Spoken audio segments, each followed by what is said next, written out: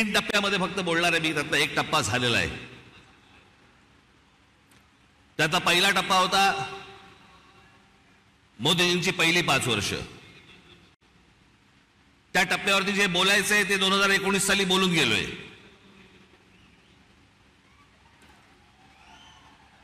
Orally आता गेली 5 वर्ष.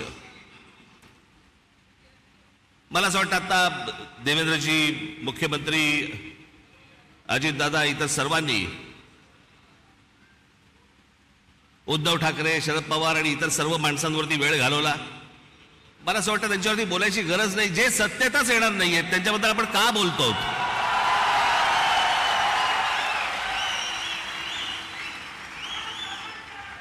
काही आवश्यकताच नाहीये त्या लोकांची.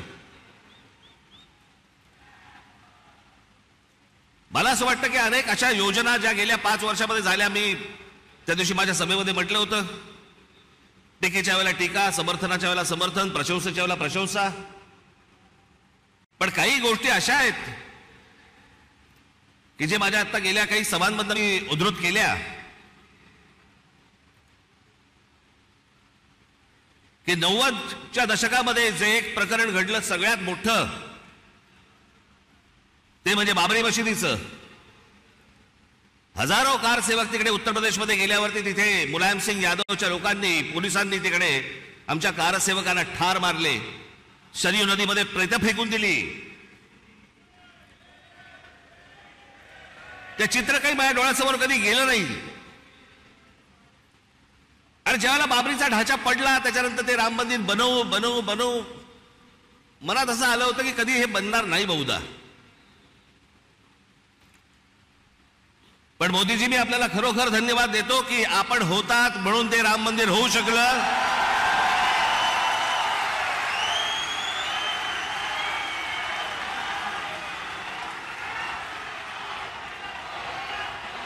अन्यथा ते झालंच नसतं.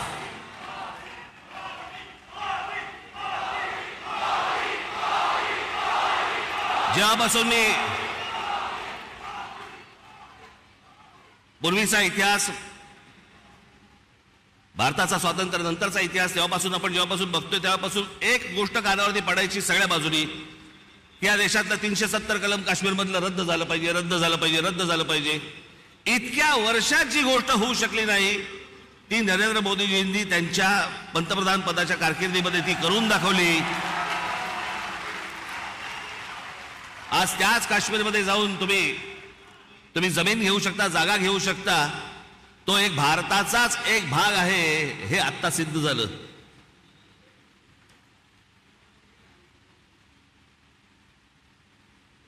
राजीव गांधी ज्यावेळेला पंतप्रधान झाले त्यावेळेला एक मोठी केस झाली होती आणि एक प्रकरण सुप्रीम कोर्टामध्ये होतं. आणि सुप्रीम कोर्टाने निकाल हा शाह बानो नावाची एक महिला होत्या त्यांच्या बाजूने लावला होता. आणि सुप्रीम कोर्टाने तो निकाल लावल्यानंतर राजीव गांधींनी लोकसभेमध्ये बहुमताच्या आधारावरती तो सुप्रीम कोर्टाचा निकाल, म्हणजे ज्या बाईला न्याय मिळाला होता, तो काढून टाकला. आणि त्या मुस्लिम महिलेला कधी न्याय मिळू शकला नव्हता एका छोट्या पोटगीसाठी.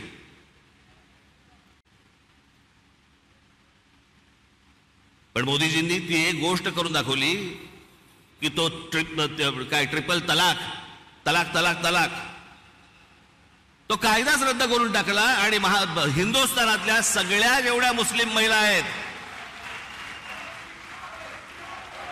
त्यांच्यामध्ये एक समाधानाचं वातावरण झालं की रात्री आपला नवरा आला, शुद्धीत आहे का बेशुद्धीत आहे माहित नाही, पण समजा उद्या तलाक बोलला तर करायचं काय पुढे?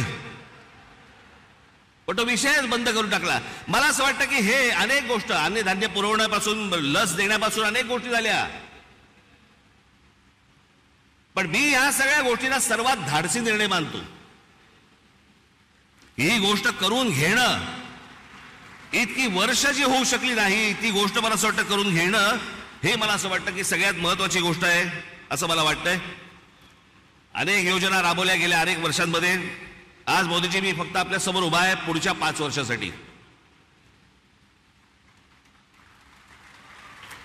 या पुढच्या 5 वर्षामध्ये आमच्या सर्वांच्या, महाराष्ट्राच्या आपल्याकडनं अनेक अपेक्षा आहेत. त्या मला फक्त अपेक्षा आपल्यासमोर फक्त बोलून दाखवायच्या आहेत. याच्यापेक्षा मला कुठचंही लंबचौडं भाषण नाही करायचंय. त्यातली माझी पहिली अपेक्षा आहे की गेले अनेक वर्ष खितपत पडलेला मराठी भाषेला अभिजात भाषेचा दर्जा मिळावा,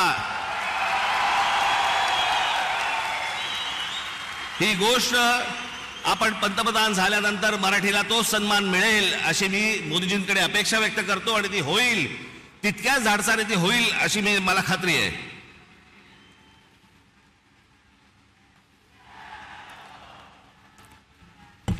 दुसरा विषय, कारण बाकीचे कसं आहे, बाकीच्या सगळ्या गोष्टी महाराष्ट्रामध्ये करण्यासाठी म्हणून आमचे देवेंद्रजी आहेत, एकनाथराव आहेत, अजितदादा आहेत, बाकीचे करतील. पण या देशाच्या अभ्यासक्रमामध्ये, या देशावरती साधारणपणे 1000 वर्ष परकीयांनी राज्य केलं, पण त्या 1000 वर्षामधली 1400 वर्ष हे मराठा साम्राज्य होतं या संपूर्ण हिंद भूमीवरती. त्या मराठा साम्राज्याचा इतिहास हा शालेय शिक्षणामध्ये मुलांना लहानपणापासून शिकवला जावा, की जेणेपासून हा देश कसा उभा राहिला हे या अख्ख्या देशातल्या मुलांना आणि भविष्यातल्या पिढ्यांना कळेल. तिसरी गोष्ट, समुद्रामध्ये शिवछत्रपतींचा पुतळा कधी उभा राहील नाही राहील मला माहिती नाही, पण माझी विनंती आहे की आमच्या शिवछत्रपतींची खरी जर स्मारकं कुठची असतील तर आमच्या शिवछत्रपतींचे गडकिल्ले आहेत.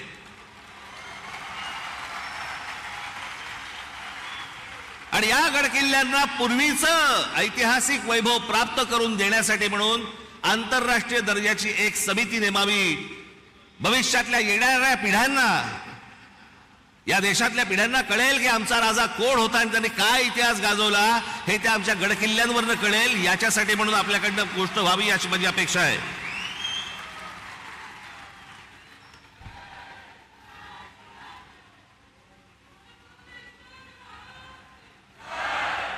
चार पाचच गोष्टी आहेत, माझ्या फार नाही आहेत. देशभरामध्ये अनेक ठिकाणी मोदीजी आम्ही पाहिलं की आपण उत्तम रस्ते बनवलेत, अनेक फ्लायओव्हर्स बनवलेत, अनेक ब्रिजेस बनवलेत. माझी आपल्याला कळकळीची विनंती आहे की गेल्या 18-19 वर्ष आमचा मुंबई गोवा महामार्ग हा अजूनही तसाच आहे, अजूनही तसाच खड्ड्यामध्ये आहे. तो लवकरात लवकर व्हावा अशी माझी आपल्या सर्वांना विनंती आहे. मगाशी रामदासभाईंनी उल्लेख केला, मोदीजी आपण पण आपल्या अनेक सभांमधून पण सांगितलं, पण आज जरा खडसावून सांगावं की या भारतामध्ये डॉक्टर बाबासाहेब आंबेडकरांनी जे उभं केलेलं जे संविधान आहे त्या संविधानाला कुठेही धक्का लागणार नाही. तुम्ही लावणार कधीच नव्हतात, पण जे विरोधक ज्या प्रकारचा प्रचार करतायत मला असं वाटतं त्यांची तोंड एकदाचीच बंद व्हावीत की जेणेकरून परत त्यांची तोंड उघडली जाणार नाहीत. अशी अनेक जनतेची या महाराष्ट्रातल्या अपेक्षा आहे. या देशामध्ये अनेक करोडो मुसलमान आहेत, लाखो मुसलमान आहेत, देशभक्त मुसलमान आहेत, जे या देशावरती प्रेम करतात, जे या देशावरती खरंच त्यांची निष्ठा आहे. खरं तर सांगायची गरज नाही, पण काही मुठभर आहेत जे आज उद्धव ठाकरे आणि काँग्रेसला जे पाठिंबा देणारे आहेत ना, त्यांचा उद्देश हा फक्त गेल्या 10 वर्षात त्यांना डोकं वरती नाही काढता आलंय. आणि ते डोकं वरती काढण्याचा मार्ग कोणता, तर काँग्रेस सारखा सुलभ मार्ग नाही. याच्यासाठी म्हणून ते आज त्यांना सगळ्यांना पाठिंबा देत आहेत. पण लाखोच्या संख्येने, करोडोच्या संख्येने आज मुसलमान आपल्या बरोबर आहेत. त्याला एक शाश्वती पाहिजे, त्याला मनात आदर आहे, तो काम धंदेवाला आहे, त्याला काम करायचं या देशामध्ये, तो या देशाचा नागरिक आहे, पिढ्यानपिढ्या राहणार आहे. पण मला असं वाटतं की हे जे मुठभर आहेत, हे ओवेसी सारख्या ज्या अवलादी आहेत, यांच्या मागून फिरणारे जी लोक आहेत, यांचे जे अड्डे आहेत, हे अड्डे एकदा तपासून घ्या. तिथे माणसं घुसवा, देशाचं सैन्य घुसवा आणि हा देश एकदा कायमचा सुरक्षित करून टाका, म्हणजे आमच्या आया बहिणींना याच्यापुढे देशामध्ये फिरताना कोणत्याही प्रकारचा त्रास इथे होणार नाही, अशी मी आशा अपेक्षा बाळगतो. आणि शेवटचं म्हणजे आमची मुंबईची रेल्वे. लाखो प्रवासी या रेल्वेने प्रवास करतात. या प्रवास करणाऱ्या रेल्वेच्या संपूर्ण यंत्रणेवरती आपण केंद्र सरकारने आपण बारीक लक्ष द्यावं, जास्तीत जास्त त्याच्यासाठी पैसे द्यावे, जास्तीत जास्त ती यंत्रणा चांगली कशी होईल याच्यासाठी म्हणून आपण पाहावं. एवढ्याच फक्त मी आज अपेक्षा आपल्या समोर घेऊन आलो होतो.